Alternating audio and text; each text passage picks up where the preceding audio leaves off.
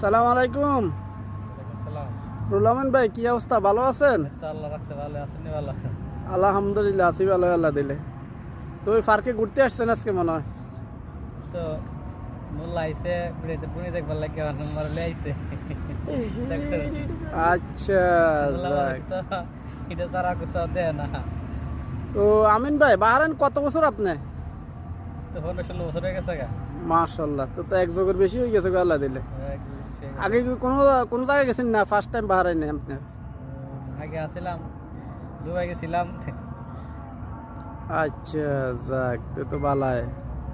তো ওই বাহরাইনে তো আছেন এত বছর পর্যন্ত, তো আল্লাহ মাসাইলে দেশে কবে যাবেন একবারে ফিনিশে? ইনশাআল্লাহ যা বলে না। আচ্ছা আচ্ছা, কত বছর বাহরাইন করা মানে বিদেশ করার আরো ইচ্ছা আছে? গ্যারান্টি নাই।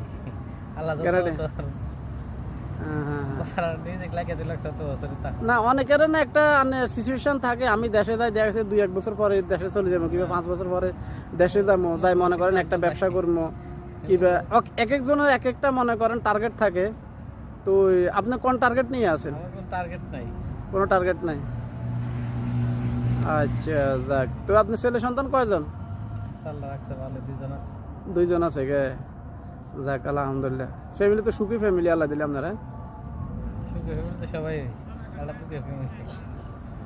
আচ্ছা, যাক, আলহামদুলিল্লাহ। বেশি